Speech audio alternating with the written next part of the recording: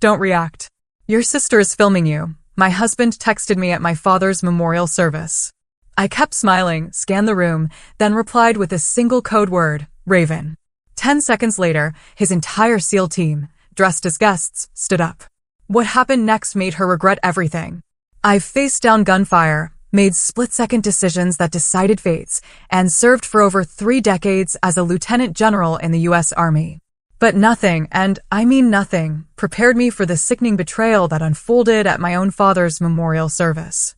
The church was hushed, thick with the scent of incense and the deep, mournful hum of the organ. Rows of people in dark suits shifted in their seats, some clutching tissues, others clasping hands. On the altar, my father's photo stood guard, his uniform crisp, his medals catching the candlelight. He was a Marine through and through, a man who taught me honor wasn't a gift. It was something you defended with your last breath. I sat in the front pew, my husband Mark beside me. Mark's a 4-star admiral in the Navy, currently with Special Operations Command. We'd agreed, today was sacred. No politics, no disputes, just remembering Dad. Then I felt it. A small, deliberate nudge under the pew. Mark's hand, hidden from view, slid his phone into mine. A single message blazed on the screen, stark and chilling. Asterisk, don't react. Your sister is recording you. Asterisk, my pulse didn't quicken. It slowed. Years of training taught me reaction is the enemy's currency. I let my eyes drift back to the altar, my face still, a faint, almost imperceptible smile on my lips. My thumb moved across the screen, typing one word, Raven. Not random. A code. Quiet observation, swift action.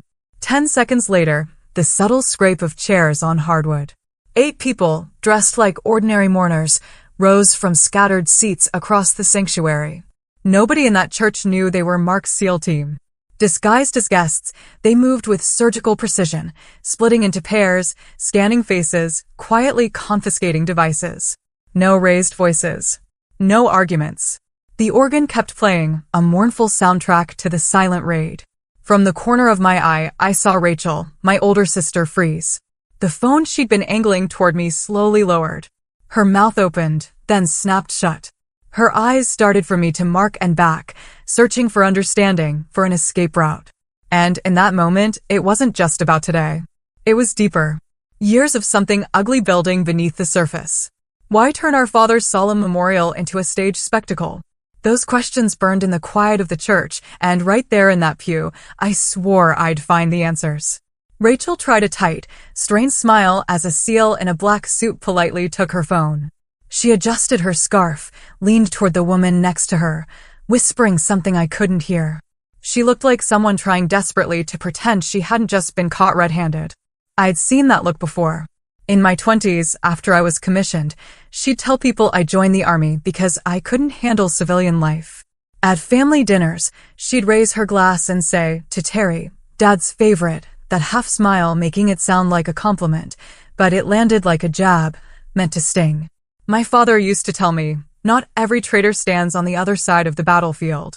At the time, I thought he meant politics, foreign adversaries. I never imagined he meant blood, that it could turn on you without crossing an ocean. Watching Rachel now, tilting her head toward the altar, I could feel the sharp edges of her intent, even without hearing a word. This wasn't just sibling rivalry, it was calculated, something she thought she could hide in the folds of our shared grief. Mark didn't look at me. He kept his eyes fixed forward, hands folded.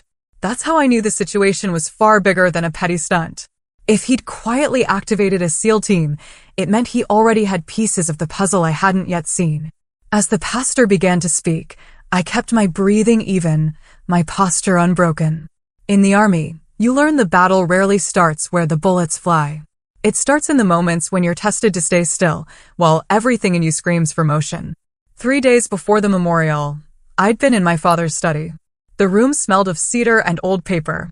I was packing some of his personal effects when my hand brushed against a crumpled paper bag in the bottom drawer of his desk. Inside was his Purple Heart, earned in Vietnam. I held it in my palm. I was 10 years old the day he first placed it there, telling me, this isn't for the wound. It's for the choice to keep going. That memory hit me harder than I expected. Later that night, Mark came into the kitchen, his face set in a grim line that meant bad news. He'd received intel from someone inside Rachel's circle. She'd hired people to attend the memorial with one job: film me reacting. If I cried too hard, if I showed anger, if I confronted her, those clips would be edited, turned into a portrait of someone unstable. Her plan? To challenge my share of our father's estate, and worse, to derail my pending nomination to the National Security Council. It wasn't just about money. It was about dismantling everything I had built, everything I'd worked for. That was the moment we agreed on the code word. That was when we decided if Rachel wanted a performance, she would get one, just not the one she had scripted. After the memorial, Mark and I didn't speak about what had happened until we were back home, doors locked.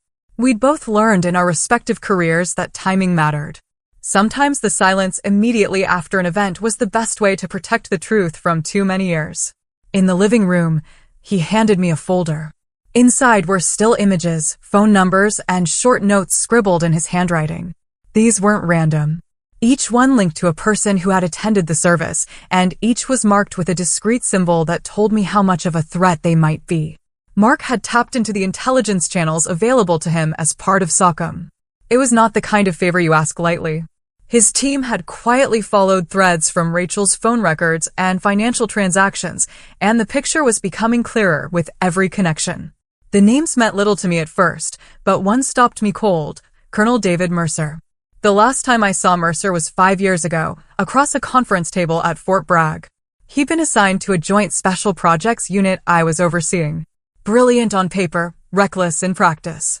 He had ignored operational protocols in a way that could have gotten people killed. I pulled him from the assignment and made sure the record reflected exactly why. It had been one of the most unpopular decisions of my career, but necessary. Now, his name sat in a file connected to my sister, not as a distant acquaintance, but as a business partner in a consultancy Rachel had formed 2 years ago. I set the file down and took a slow breath. In the Army, we are trained to see the battlefield not just as it is, but as it will be. I could already see the shape of this one forming. Rachel hadn't simply hired strangers to record me. She had aligned herself with someone who had a reason to want me discredited, someone who understood how to play a long game and use perception as a weapon. Mark studied my face. "I know you want to go to her," he said, his voice quiet. "But that's exactly what they expect." He was right. The instinct to confront was strong, almost overwhelming. In the military, decisive action is drilled into us, but this was not a mission with a defined theater and clear objectives. This was personal warfare, which made it far more dangerous. Every move I made would be scrutinized. Every reaction potentially fed into whatever narrative they were building. I told him I wanted more than names. I wanted patterns. People leave trails when they think they're clever. Meetings in the same location. Payments through layered accounts. Conversations that sound casual until you know the context. Over the next week, Mark's contacts fed us pieces. One showed Mercer and Rachel meeting in a corner booth at a restaurant near the courthouse. Another traced a payment from Rachel's account to a shell company, then to a private investigator who specialized in emotional surveillance. I kept all of it organized in a binder on my desk, each page a map of their miscalculations. I refused to let anger lead. Anger made noise, and noise made mistakes. My father used to tell me that you didn't win battles by shouting across the field. You won by making sure the other side never saw you coming. At night, I would flip through the binder, tracing lines between names, places, and dates. Every connection was another knot in the net I would eventually close around them. And every time I saw Mercer's name, I reminded myself that revenge was not the goal. The goal was to make sure they could never touch my career, my family, or my father's honor again. The pieces were falling into place. All I needed was patience and the certainty that in the end, the truth would not just come out. It would stand so plainly in the open that even Rachel would have to face it. 2 days after the memorial, I drove to Rachel's house with a casserole. It was the kind of gesture our father would have insisted on. I rang the bell and set my shoulders. I had no intention of arguing. The visit would be brief and watchful. Rachel wasn't home. Her daughter, Lily, opened the door with a quick, bright smile. She was 9 and earnest. The babysitter called from the kitchen that Rachel had stepped out.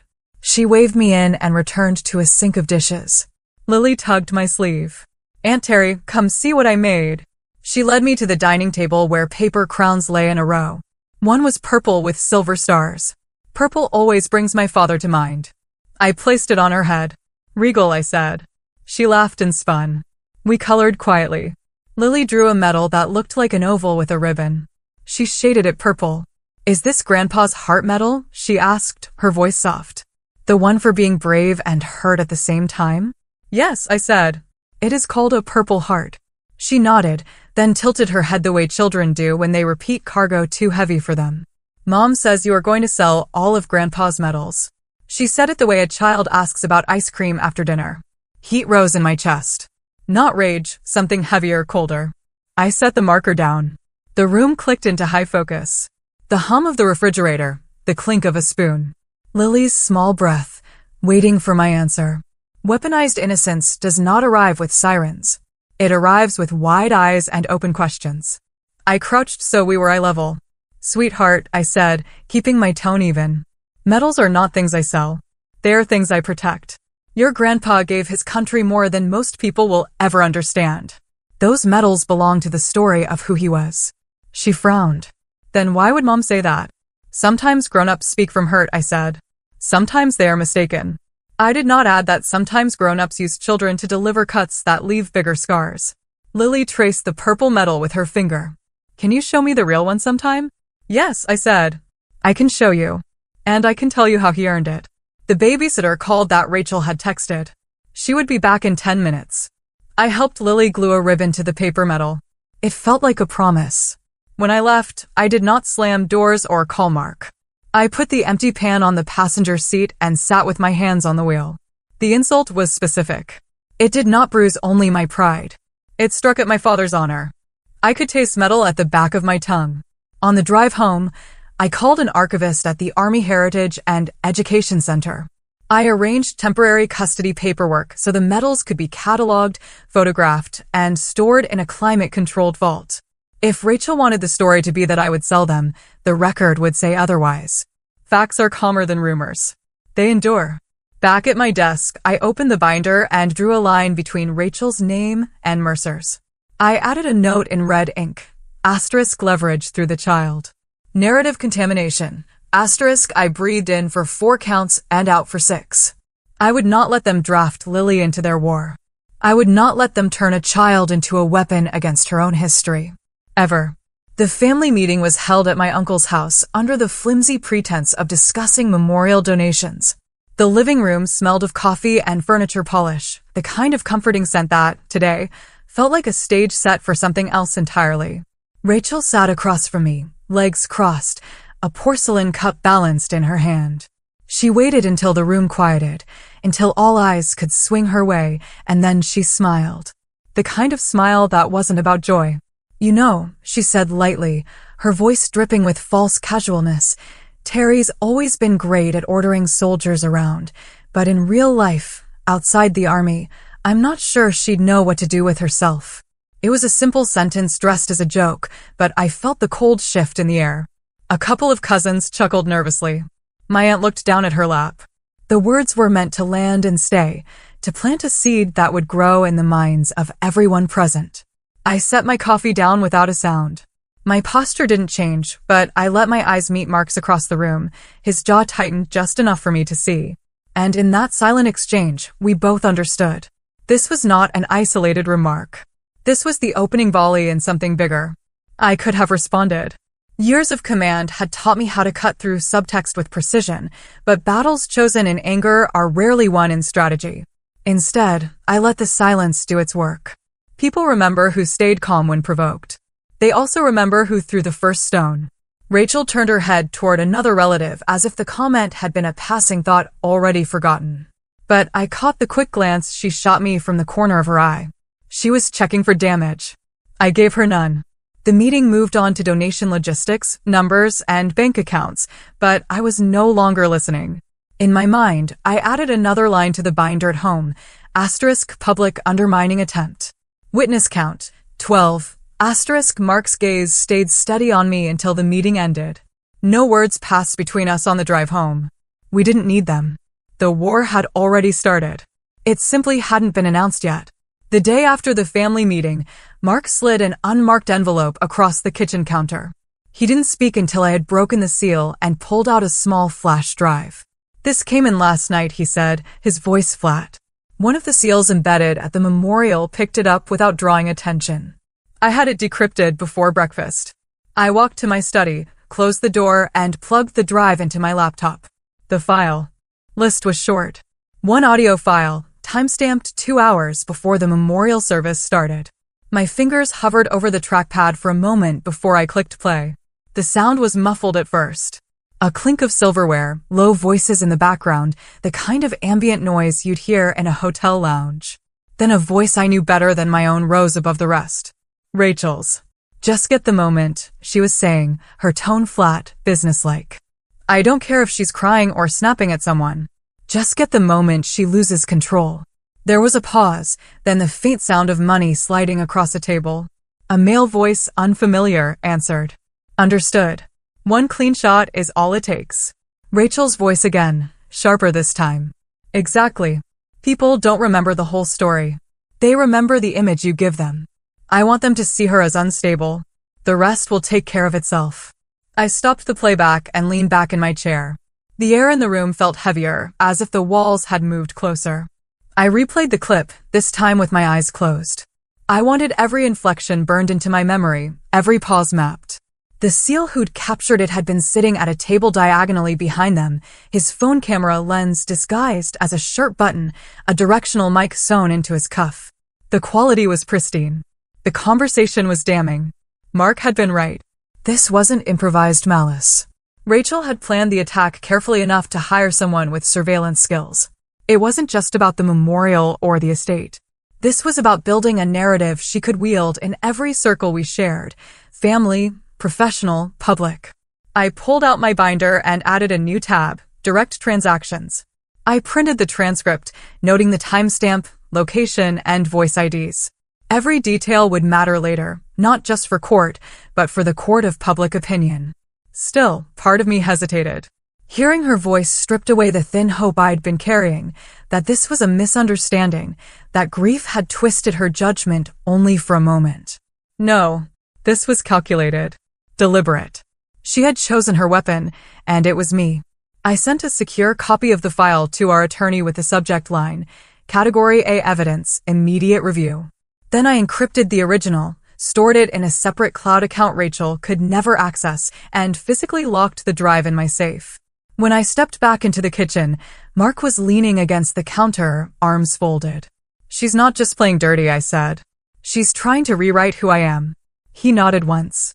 "Then we'll make sure her version never makes it past her lips." That night, I listened to the recording again alone. Not because I needed to, but because it was a reminder. In my line of work, intelligence gathering isn't just about catching the enemy. It's about understanding their intent. Rachel had given me that for free, and I intended to use it until the last word turned back on her. After securing the audio file in the safe, I sat at my desk for a long time, staring at the binder without turning a page. My mind drifted, not to the evidence itself, but to where this had all begun. The roots of betrayal rarely grow overnight. They take years, even decades, to anchor themselves. I was 20 when the summer I told my father I intended to join the army. We were in the backyard, under the shade of the maple tree he'd planted the day Rachel was born. He was cleaning his old service rifle, his hands steady despite the arthritis already creeping into his knuckles. Rachel had come outside carrying 2 glasses of iced tea. She set them down on the patio table and sat across from him. "Tell her she's making a mistake," she said without looking at me. My father didn't answer right away. He kept his eyes on the barrel, running the cloth through with a precision that came from years of habit. Finally, he glanced at her. "Your sister has made up her mind." Rachel folded her arms. "She doesn't know what she's getting into. It's not like school or a summer job. This changes everything. It's dangerous. She trailed off, as if the word she wanted was too sharp to throw. I opened my mouth, but my father raised his hand, palm toward me, a silent request to let him handle it. "Rachel," he said, his voice calm but firm. "You're strong. You always have been. But your sister, she has an iron will. And sometimes that's what's needed more than anything else." The compliment landed on me like a badge. But I didn't miss the way Rachel's expression shifted. It wasn't just disagreement.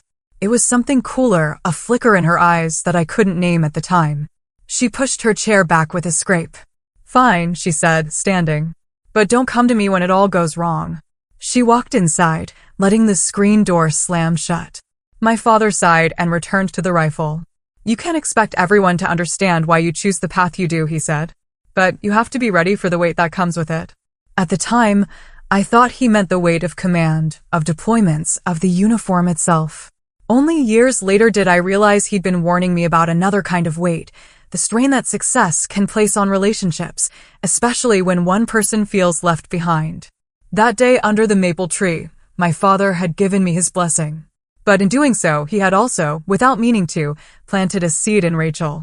Not of malice, not yet, but of comparison. And comparison left unchecked grows into resentment.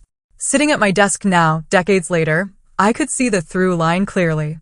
Every jab, every rumor, every carefully placed word meant to undermine me. It all traced back to moments like that.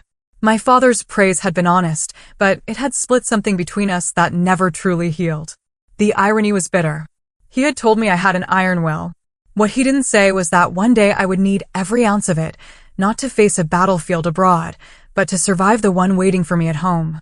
2 evenings after listening to the audio of Rachel's arrangement, I received an unexpected call. The number wasn't in my contacts, but the voice on the other end was instantly familiar.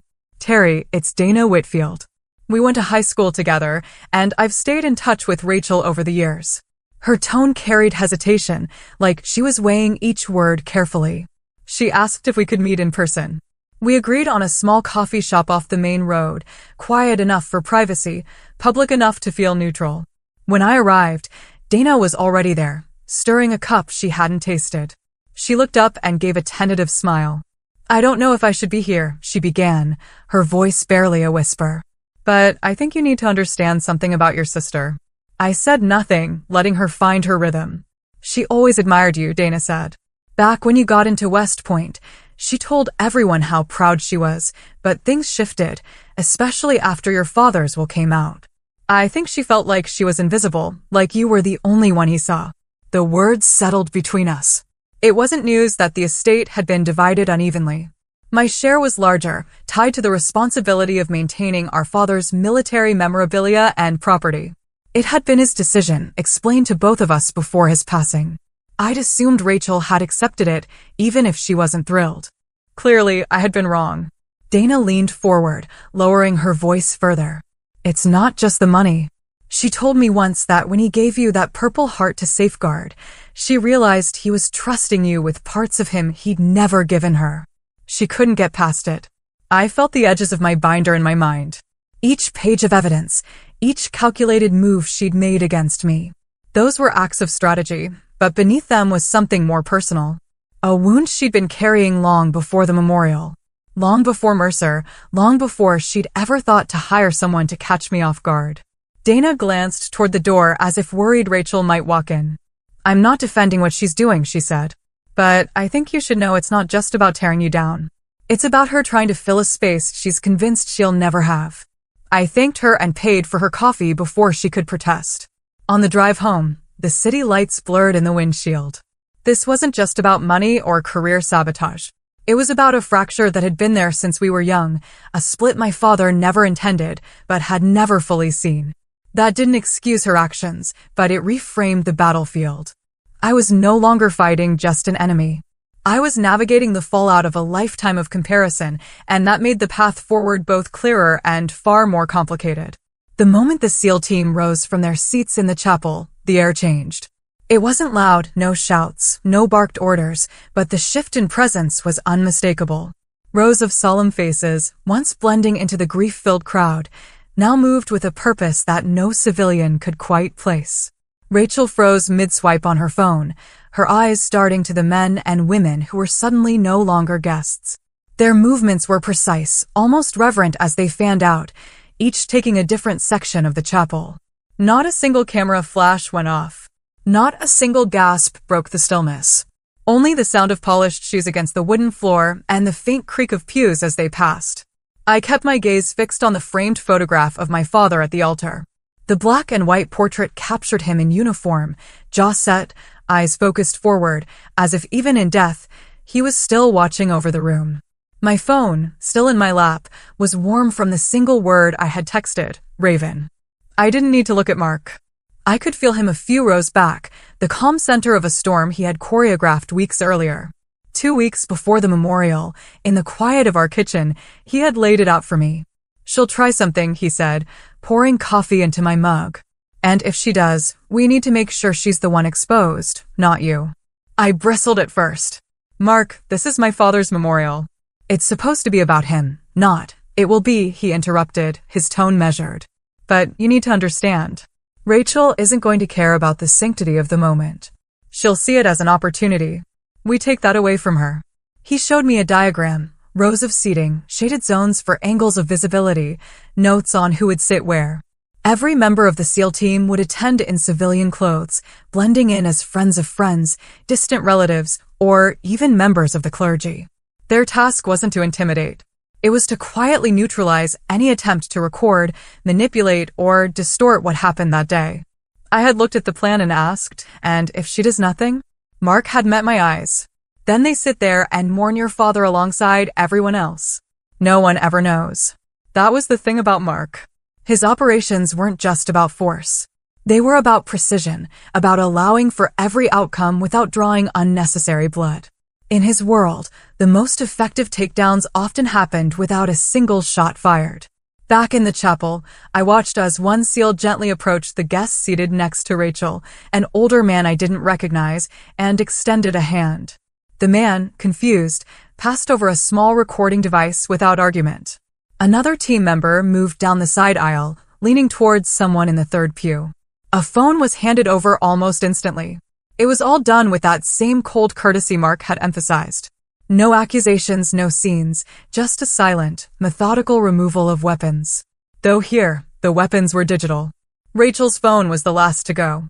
She resisted, a tight smile plastered on her face as she tried to keep the device close.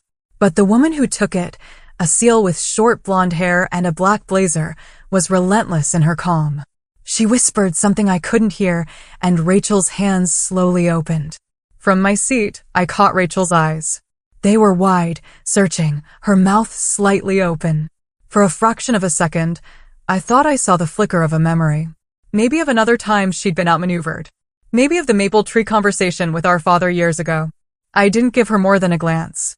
My attention returned to the altar, to the folded flag resting in the center. The mission was underway, and for now, my role was simple: to sit still, say nothing, and let the silence do its work. The chapel had not yet settled when the murmurs began. At first, they were whispers, a rustle of confusion at the sight of strangers collecting devices, the subtle shifting of bodies as people tried to piece together what had just happened. But then the whispers sharpened into voices. And those voices carried. An older cousin, one I hadn't seen in years, stood from the back row, his face red with indignation. Terry, what on earth was that? His voice cracked through the quiet like a splintering board. This is your father's memorial, not some military stunt. Others joined in, though softer, their words layered with accusation, disrespectful, completely unnecessary. She's turning this into a spectacle. I stayed seated, my back straight, my eyes still on the photograph at the altar. I let their words wash over me like rain against a window, present but not penetrating. Finally, I turned my head, meeting my cousin's glare with the calm precision I'd been trained to wield. It wasn't me who made a scene, I said, my voice even, every syllable clear. It was the truth. And the truth stood up on its own. The sentence hung there, suspended in the air. A woman in the third row, my aunt, Rachel's godmother, shifted in her seat. Terry, you could have handled this another time, she said gently, though her eyes carried the weight of judgment. Your father would have wanted peace today. Peace. The word pressed against me like a cold hand. My father had spent his life in service to a country where peace was often a delicate illusion, earned, defended, and protected through the quiet work of people who never got credit. He taught me that peace wasn't the absence of conflict. It was the result of handling conflict before it could fester. I took a slow breath. My father wanted the truth honored, I replied. And if that meant revealing what was being done here in his name, then today is exactly the right day. The reactions split the room. Some nodded, their expressions hardening with understanding. Others shook their heads, their lips pressed thin, unwilling to accept that the sanctity of the service had already been compromised long before the SEAL team moved. Rachel sat frozen, her hands folded tightly in her lap, eyes locked on me. She didn't speak, not yet, but I could feel the heat of her fury from across the aisle. Could almost hear the silent accusations forming in her mind. From the corner of my vision, I caught sight of Mark. He remained in his seat, still as stone, his gaze flicking between me and the growing pockets of dissent. He knew, as I did, that once a truth is shown, people will react in one of two ways. They'll either cling to the comfort of what they believed before, or they'll step into the discomfort of seeing things as they are. Neither reaction is wrong, but both come with consequences. I faced forward again, my focus returning to the folded flag at the altar. My father had carried that flag into 2 combat zones and brought it home untouched. Today, it felt heavier than any weapon I had ever held. The murmurs didn't stop. If anything, they deepened, creating 2 distinct undercurrents in the room. One of quiet support, the other of simmering disapproval. And as I sat there, hands folded, posture unshaken, I knew this wasn't just a single battle in a family feud. This was the opening line of a war that had been building for years. And today, the front line had moved into full view.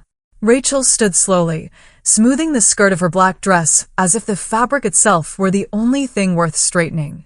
The room quieted, watching her like they were expecting an apology, or at least a parting shot. But she said nothing. She walked toward the aisle, her heels clicking against the polished wooden floor, measured, deliberate, like every step was part of a performance she knew the audience would remember. When she passed me, she didn't look down or away. Her eyes locked on mine, holding there just long enough for me to see it clearly. Not fear, not shame, but challenge. It wasn't the kind of challenge you could diffuse with words. It was the kind you had to answer one way or another.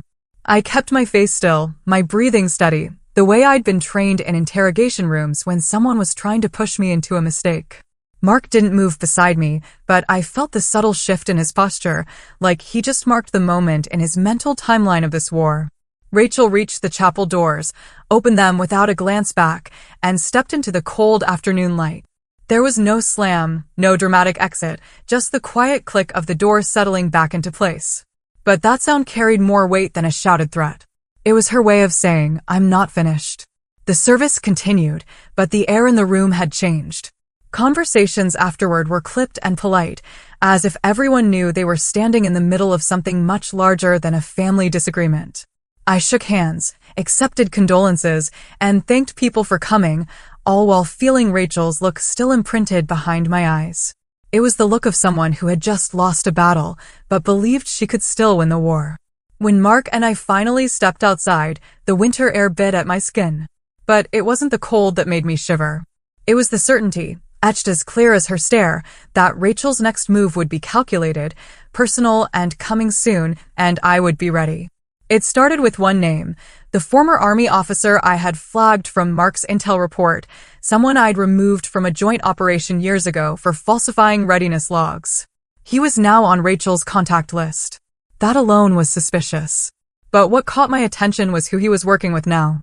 Mark's team had traced a series of encrypted messages from him to a law firm in Arlington. At first glance, it looked like a standard mid-tier practice, the kind you'd see in any downtown building with beige walls and polite receptionists. But the deeper we dug, the more it reeked of something else entirely. These lawyers weren't just in courtrooms. They were in archives, HR offices, and digital record systems. Their specialty wasn't defending clients. It was dismantling people. They built careers out of planting doubts in the credibility of political rivals, corporate leaders, and military officers. The pattern was always the same. First, they'd dig up something small and true, an offhand remark, a minor procedural error.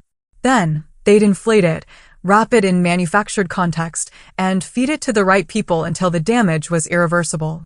If they couldn't find anything, they'd quietly create it, altered documents, anonymous complaints, whispers to the press. And now they were working with my sister. It clicked. The recording stunt at my father's memorial wasn't random. It was an opening shot. The real objective was far bigger.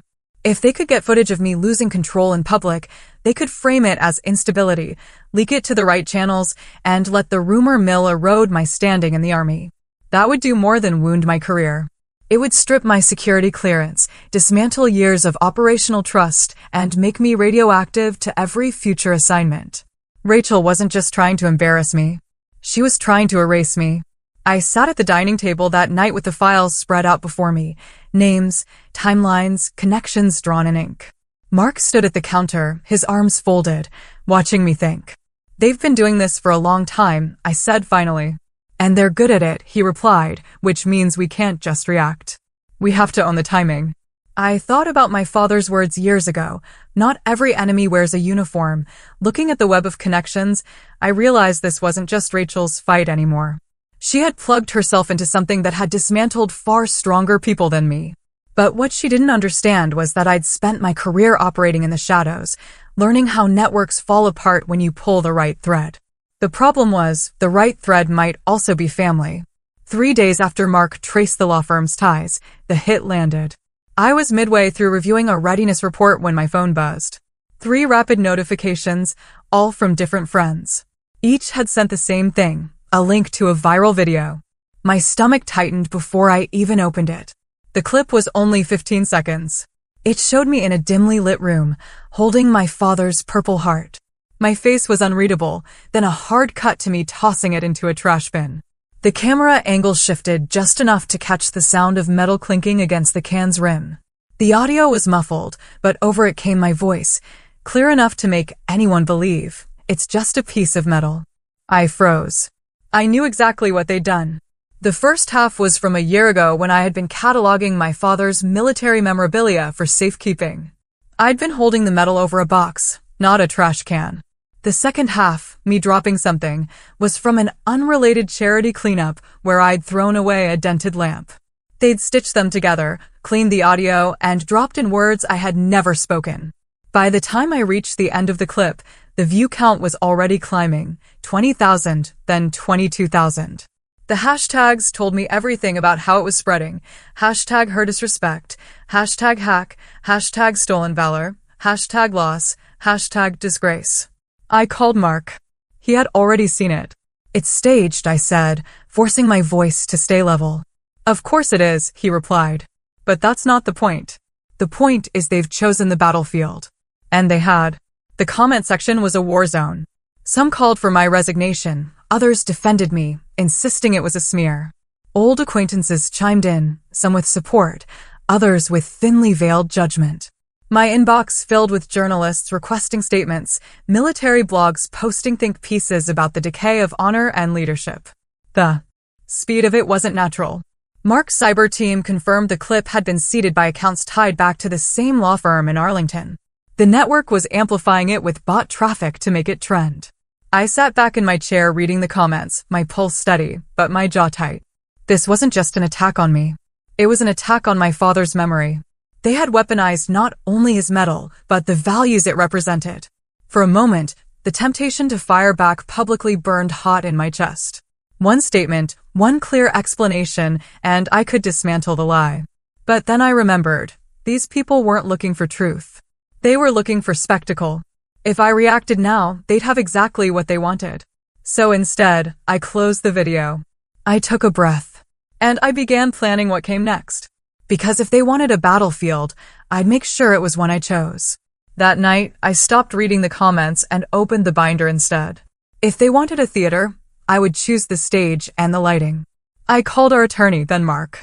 We agreed on a single goal: reveal the whole chain of manipulation in one controlled setting, with independent witnesses and documented provenance. The perfect venue came to mind. The County Veterans Hall was hosting a public ceremony to dedicate a new display for local service members. My father's name was already engraved on the bronze plate. The organizers had asked me to say a few words. I had considered declining after the smear video. Now it was exactly where I needed to stand. I built the presentation like an op order. Phase 1, authenticate. I arranged for the Army Heritage and Education Center to deliver certified photographic citations, including archival scans of my father's service records. A museum registrar agreed to attend with custody receipts. Her testimony would corroborate the chain of care. Phase 2. Expose. Mark's team prepared the original footage from the cataloging day and the charity cleanup. Frame-by-frame comparisons would show the cut lines and mismatched metadata. An audio spectrogram would reveal spliced phrases. The hotel lounge security timecode would anchor the payment. File hashes would verify integrity for anyone willing to look. Phase 3. Protect. Our attorney filed preservation notices and sought a temporary injunction to halt further distribution of the doctored clip. I rehearsed the speech in my kitchen, not for drama, but for clarity. I would not accuse first. I would honor my father, define the facts, then let the audience watch the contrast on the screen. Words would be few. The evidence would speak. I printed handouts with QR codes linking to notarized files. Anyone could verify them on their own time. Mark handled security discreetly. No uniforms, no intimidation, only quiet eyes in the crowd, ready to escort anyone who tried to disrupt. The goal was not humiliation. It was daylight. A retired judge agreed to sit in the front row as a neutral observer. 2 local reporters would attend without cameras. Their notebooks would be enough. The night before the event, Dana texted, "Rachel knows something is coming. She looks terrified and furious." I thanked her. Then I wrote a final note on a yellow card I planned to keep in my pocket. It held my father's sentence. "Not every traitor stands on the other side of the battlefield." I slid the card behind the program. It steadied my hands. At dawn, I drove to the hall with the binder on the passenger seat. The Purple Heart was already secured in the museum case. I touched the glass with my fingertips. The metal caught the light. It looked like it was breathing. Whatever happened on that stage, my father's honor would not be a prop. It would be the standard I raised. I was ready to return fire, not with anger, but with precision. Publicly. The Veterans Hall event was scheduled for the weekend, but the law moved first.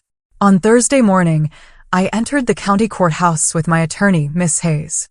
We sat at the petitioner's table. Across the aisle, Rachel adjusted a silk scarf and pointedly avoided my eyes. The judge entered. The clerk called our case. Miss Hayes rose and began with chain of custody. She placed a sealed evidence bag on the table, then projected a timeline onto the courtroom screen. Exhibit A. The audio recorded in the hotel lounge before the memorial. We listened to Rachel's voice instruct a paid surrogate to capture the moment I lose control. No narration, only her words. Exhibit B. The devices collected at the memorial under written consent forms. Serial numbers matched the forms. One phone held a drafted caption, proof she cracked. Another contained a message thread with timestamps aligned to the hotel audio. Hayes did not grandstand. She walked the judge through metadata line by line. Times, tags, versions, the small fingerprints people forget. Exhibit C, the viral clip of me dropping a medal into a bin, followed by the original sources from the cataloging day and the charity cleanup. A forensic analyst took the stand and explained compression artifacts and spectral anomalies. He showed how my supposed sentence had been stitched from unrelated words lifted from older interviews. The room stayed quiet except for his steady voice and the hum of the projector. Exhibit D, museum receipts and custody logs from the Army Heritage and Education Center, proving that my father's medals had been in secure storage before this smear appeared. The registrar testified that the Purple Heart had not left the vault in months. Facts. They withdraw oxygen from lies. The air in the courtroom thinned as she spoke. Finally, Exhibit E, the money. Hayes displayed transfers from Rachel's account into a shell corporation, then outbound payments to a private investigation firm that shared a suite with the Arlington law practice. Mercer's consultancy received 3 payments labeled strategy packages. The amounts were modest, but the regularity and phrasing were careful, never innocent. The judge leaned forward. He asked precise questions, dates, handlers, who pressed record, and when. Hayes answered each without flourish. When the court finished with the analyst and the registrar, the judge turned to Rachel's counsel. Objections came, then fell away for lack of weight. The record had already decided most of the argument. We paused while the clerk reshuffled exhibits. Papers rustled. The fluorescent lights buzzed. That was when I felt a light tug at my sleeve. Rachel had leaned toward the rail just enough that only I could hear. "I only wanted Dad to look at me the way he looked at you," she whispered, her voice raw. "Just once." I did not answer. My throat tightened, not with anger, but with a grief that came too late to change anything. A lifetime of comparisons had become a machine. It had ground us both down. I remembered the maple tree behind our childhood home. The day he told us strength takes different shapes. Rachel with her quick wit and charm. Me with stubborn resolve. He never meant to divide us.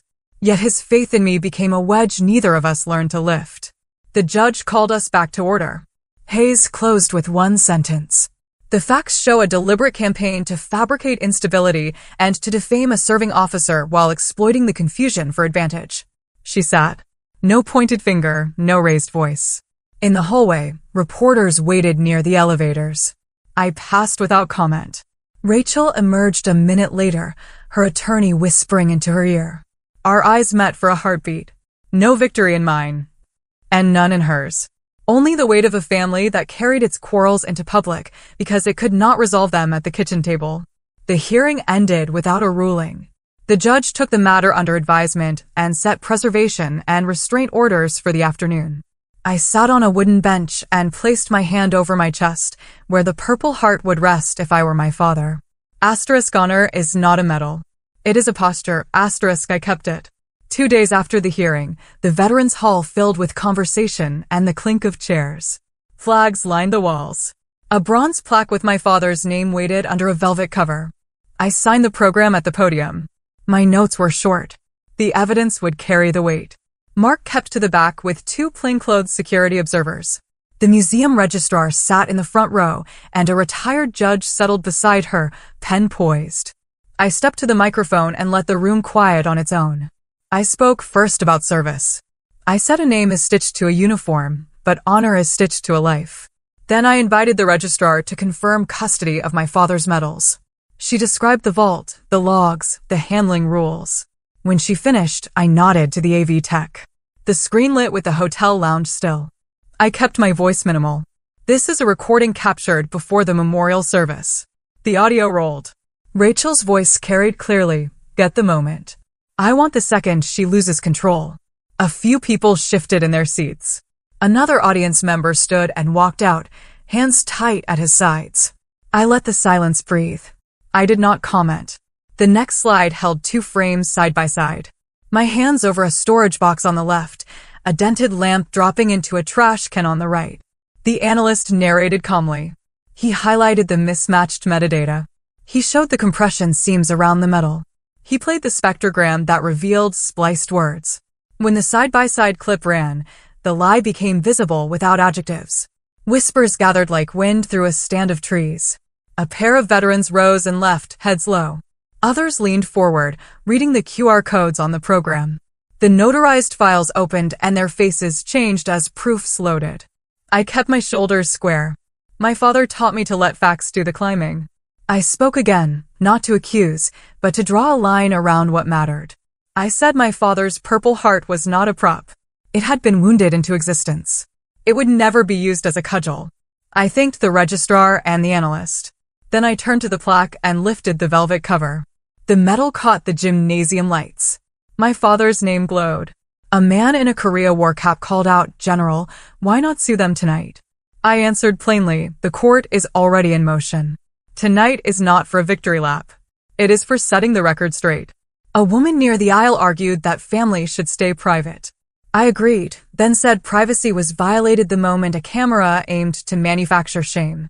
Near the back, Dana stood, her eyes wide with understanding. She did not wave. She did not need to. I closed with one sentence. Honor is quiet until you force it to speak. Then it speaks like this. The room held still. Some faces were stern, some softened. A few remained skeptical. That is the cost of daylight. It cannot choose who squints.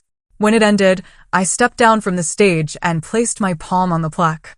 I felt steadier than I had in weeks. I heard shoes on the floor behind me. Not a rush, just measured steps. I did not turn.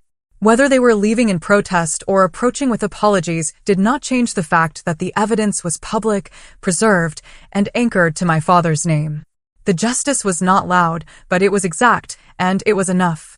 After the ceremony, I waited in the quiet hall, collecting programs from the seats.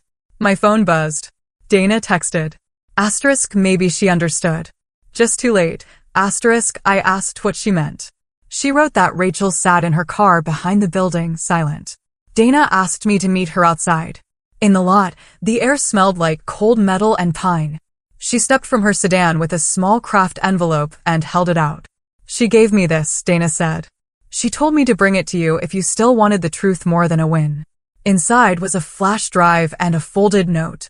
The ink had softened in places as if touched by water. The handwriting was hers. I read it under the sodium lights. Asterisk, I hired them. Mercer convinced me shame could level a tilted field. I was wrong. I will tell the court I was wrong. Use this. Do not protect me. Asterisk, behind the note was a construction paper crown, purple, the kind Lily makes at the table. Across the band, a child had written one word, brave. I closed my eyes. Brave is not the same as blameless. Sometimes it is the first step into a storm you made yourself. I thanked Dana and asked her to text when she reached home. I called Miss Hayes and drove straight to her office. She photographed the envelope, logged the chain of custody, and sealed the drive. A technician cloned it while we waited. The files were emails and invoices, Mercer coaching, subject lines that read narrative package and pressure points, bank records linking the shell company to the Arlington firm, payment schedules that matched the smear timeline, a memo labeling the viral clip as Phase 2. I did not cry. I felt something steadier. Relief. For Lily. And for the part of Rachel that still knew the difference between power and repair. I wrote a short reply. Asterisk, I will tell the judge you cooperated. I will not tell Lily that you were a villain. I will let the record show what you did today. Asterisk, I did not send it. I slid it into the binder behind my father's yellow card. Driving home, the boulevard maples threw long bars of shade across the road. I thought of our backyard and the scrape of Rachel's chair the day she walked away from the table. Maybe tonight she moved it an inch. An inch is not absolution. It is a start. Starts matter. They do not erase harm. They change direction. My phone buzzed at a red light. Dana wrote, she is at home with Lily. They are making crowns. I typed back. Asterisk, tell her the museum will keep the medals safe.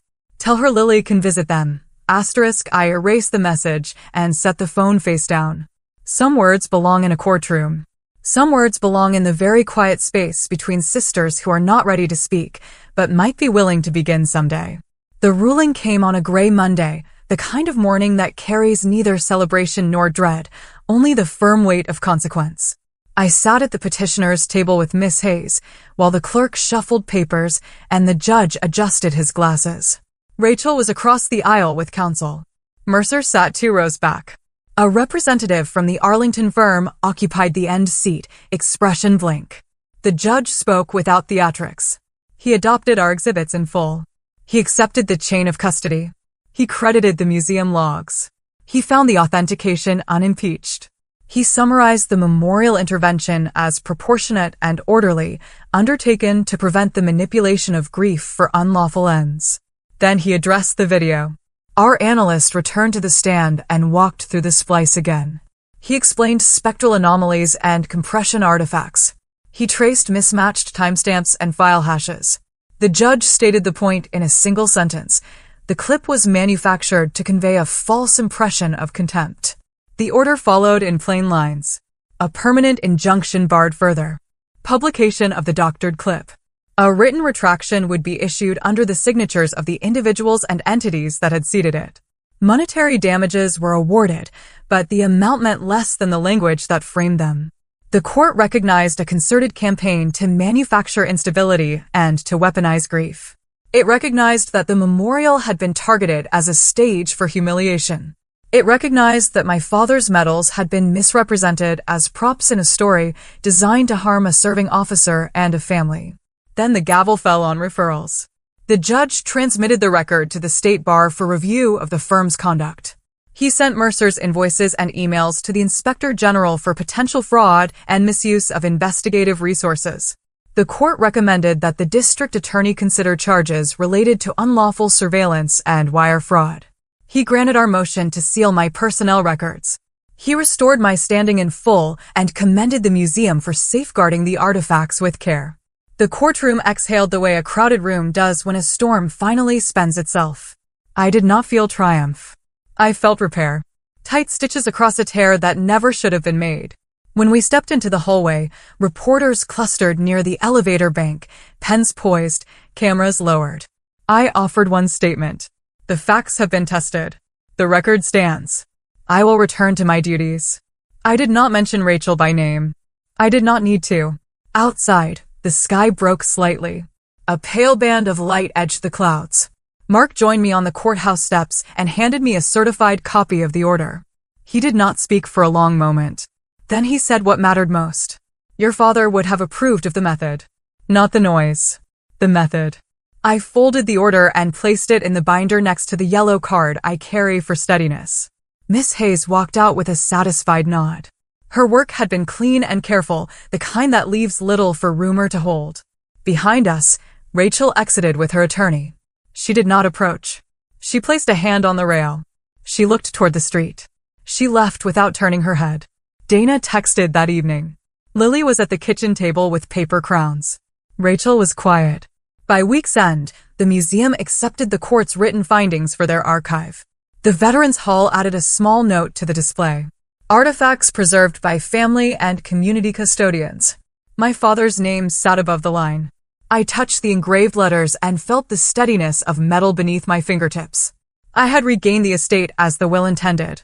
More importantly, I had regained the simple truth of who I am, independent of hashtags and edited frames. That night, I walked the perimeter of our yard the way I do when I need to move my body into calm. The wind had a scent. The neighbor's porch light painted the grass in soft gold. I was not celebrating. I was breathing. Repair is quiet.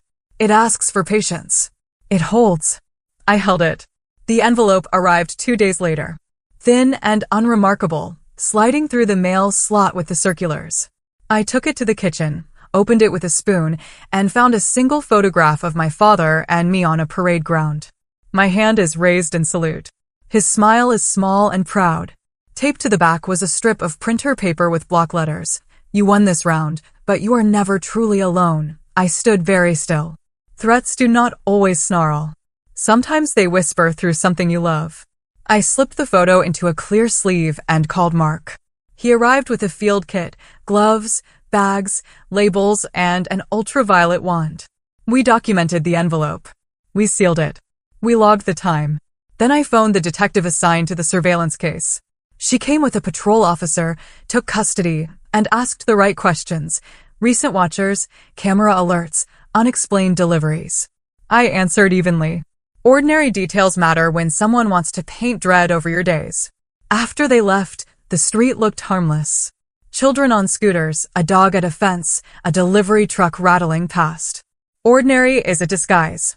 That night, we rotated codes, audited access logs, and changed the layered passwords that control the alarm and cameras. Mark walked the perimeter with a flashlight, checking the gap in the oak where a lens can miss a sliver of sidewalk. I brewed coffee and built a checklist. Notify the museum, brief Miss Hayes, alert the Army liaison who monitors threats against senior officers. I was not afraid. I was awake. Fear is a spike. Vigilance is a posture you can hold. In the morning, the detective called, no usable prints, paper, and ink common. She recommended a sweep for trackers and a temporary patrol pass. 2 technicians scanned for transmitters and anomalous signals. Nothing new. Relief and confirmation arrived together. The sender preferred suggestion over intrusion. I recognized the tactic. Influence operations often end with a nudge that makes the target police herself. I set the nudge aside like a tool I refused to touch. In the afternoon, I drove to the Veterans Hall and stood before the plaque. I traced the line that held my father's name and considered what the sender wanted. They wanted hesitation. They wanted me to step back from the work of repair and let suspicion do what slander could not. Instead, I sent the detective a brief update, proceeding with public appearances, routine unchanged, except for common sense precautions. The power of a threat is the behavior it buys. I would not pay. On the way home, a black sedan tailed me for 3 lights, then turned off. I noted the plate partial, no match in my memory. I eased my breathing, let the mirrors return to ordinary, and kept driving. I set the photograph on my desk and framed it with 2 paper crowns Lily had left on a visit. The message said, You are never truly alone. I translated it this way. You stand in the company you keep. My father keeps me company. So does the record we have built. So does the quiet discipline that refuses to be steered by shadows. I opened my notebook and drafted a short statement to file if the sender stepped into the light. Precise facts, dates, chain of custody, nothing that a rumor could chew. The envelope had aimed at my pulse. It missed. My pulse belongs to the work ahead, to the repairs already made, and to the knowledge that vigilance can be steady without surrendering to fear. I keep my father's purple heart where light finds it in late afternoon. When the sun slides across the desk, the metal catches a pale flare that moves like breath. I do not touch it often. I do not need to. It is not a charm. It is a sentence I repeat until it steadies me. Honor is a choice you keep choosing. The court spoke. The museum preserved. The Veterans Hall hung his name in bronze. Those are structures necessary, strong. But the work of keeping faith belongs to the living, to the quiet of a kitchen at dawn, to the decision not to answer a provocation in kind, to the promise you keep when no one would blame you for breaking it. I think about Rachel at the table with Lily and the paper crowns. I think about Dana crossing a parking lot with an envelope that changed a year. I do not create saints from harm. I do not pretend the damage was small. I measure it honestly. Then choose not to build a second damage out of bitterness. My father once said, courage is not a roar. It is a steady step across a room where you are needed. I take that step by writing down what happened, dates, sources, the lines that hold a story true. I take it by standing before the plaque and letting silence count as speech. If the sender of the envelope believes I will live as a chastened thing, they misread me. I will live as a keeper of records, of promises, of the boundary between justice and revenge. Revenge is a sharp tool. It satisfies little and breaks in your hand. Justice is slower. It holds. I can wait for it because I know what I'm waiting for. Tomorrow, I will drive to the museum and sign custody of a scanned photograph that shows my father in profile, eyes forward. In the evening, I will cook something simple and set an extra plate on the counter. It is my way of keeping him near. Grief remains. So does gratitude. So does work. The metal rests in its case. The light crosses. My breath returns to an even count. This is how I keep the promise he placed in my 10-year-old hand, to guard what deserves guarding and to walk forward with a steady heart. The cemetery sits on a low hill where the wind carries the smell of pine and cut grass. I parked beneath the old elm and walked the path I have walked since I was a girl, when my father would bring flowers for men he served beside. The new granite is still pale.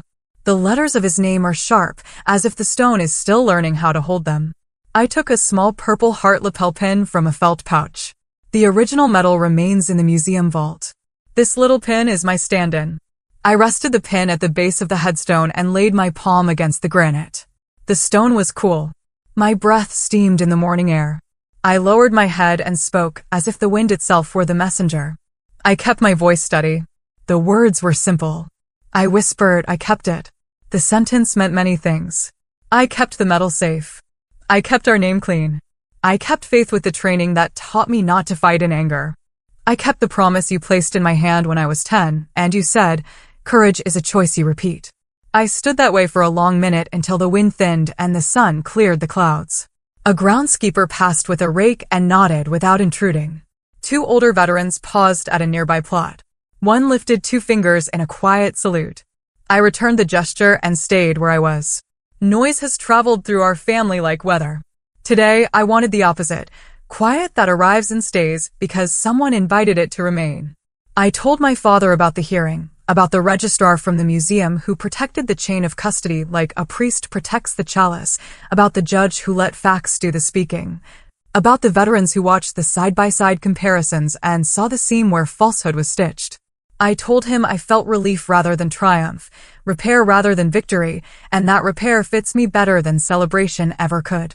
I also told him about Lily, about the paper crown she made with silver stars, about the way children repeat what they are given, about how I promised never to let her be used as a tool. I told him that Rachel sent an envelope that helped the court find the truth. I did not hide the harm she caused. I did not decorate it either. I set it next to the repair the way you set bandages next to scars. A small bouquet leaned against the headstone, gladiolus and rosemary. I tucked the felt pouch beneath the flowers and straightened the flag in its metal holder. The breeze lifted the edge and dropped it again. A small, faithful heartbeat. I breathed with it. 4 counts in, 6 counts out. The drill I use when a room needs my steadiness more than my voice. When I stepped back, I saw my boots in the dew. Dark ovals that would fade in an hour.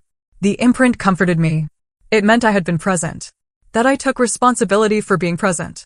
That grief and duty can share the same ground without argument. I traced the letters of his name with my fingertip. Not enough to polish them, just enough to feel the groove. On the way to the car, the groundskeeper called after me, "Ma'am, the pin will be safe here." We keep our eyes on things. I thanked him and told him where the real metal lives, how the vault will outlast all of us, and how the story matters more than the metal itself. He smiled and said that stories are why people visit. Metal only gives their hands a place to rest. I understood. I looked once more at the headstone before driving away. The hill held its simple geometry. Rows of names, shared silence, a flag above them all. My father had taught me that honor is not noise. It is posture. The posture I choose today is steadiness. The words I carry away are still the same. I kept it. I did not drive straight home from the cemetery. I took the long way through the neighborhood where we grew up, past the maple that once shaded our backyard. The house belongs to another family now. I slowed the car and let the scene stand. A version of us once stood here still. Forgiveness is too large a word to lift in one day. I am not ready to forgive Rachel. That is not cruelty. It is accuracy. Still, I'm done carrying the heat that tried to burn my sleep. I will not let anger be the architect of my calendar. Justice has moved. Orders are written. The museum holds the logs. I can let go of the reflex to explain myself in every room. At home, I brewed tea and sat at the kitchen table. I wrote 2 columns, damage and repair. Under damage, I listed the smear, the hotel payment, the staged clip, the way Lily was used as a courier for a lie. Under repair, I listed the injunction, the retraction, the archive, the quiet truth that now walks on its own legs. The columns did not balance. They rarely do, but the second column had weight. It will keep growing if I feed it. I placed the page at the back of the binder and moved the binder to a shelf. I am not throwing away vigilance. I am refusing to worship it. There is a line between readiness and obsession. Soldiers learn it early. I thought of Rachel in her kitchen with Lily in the crowns. I can picture her hands cutting ribbon, her face tired. I am not responsible for her healing. I am responsible for my boundary. I will answer the court when it calls. I will answer Lily when she asks about her grandfather. I will not answer rumors. After tea, I walked the yard and checked the gate. The air smelled like rain, though the sky stayed clear. That scent reminds me that weather inside a person can differ from the sky above. I said a small prayer for the part of Rachel that brought the envelope. For the part that believed truth could still be chosen. I did not grant absolution. I granted room. Room is where growth happens. I called my therapist and extended our standing appointment. Leadership does not cancel care once the crisis passes. Leadership widens the path. We spoke about letting justice be what it is. Not vengeance in a suit, but a structure that allows ordinary life to resume. Sometimes the most radical sentence is, "I am going to sleep." That night, I left the porch light on and read a chapter from a book my father loved. The words were steady. They made a shelter.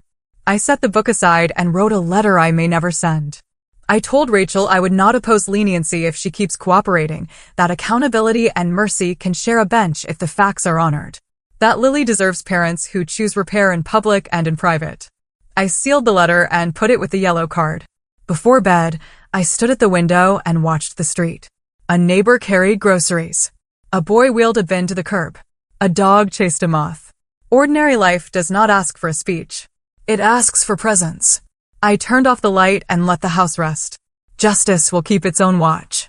My task is to release the rope I have been pulling and trust that not everything needs my hands all the time. I slept, not perfectly, but honestly. The next evening, a dark sedan paused at the curb outside our house. It idled beneath the street light while the engine notes settled in my chest. Mark stepped onto the porch and met my eyes. I shook my head and stayed where I was. The car crept forward, reversed once, then rolled away as if the driver wanted the pause observed rather than feared. I did not follow. I set my hands on the rail and counted my breath. Vigilance is not panic. It is measured attention. The cameras captured the plate and time. We sent the clip to the detective and locked the door. Inside, the house felt like itself again. Light on the table, a book lying open, a mug drying by the sink. The message was simple: someone is watching. My answer was simpler: so am I. And I am not alone.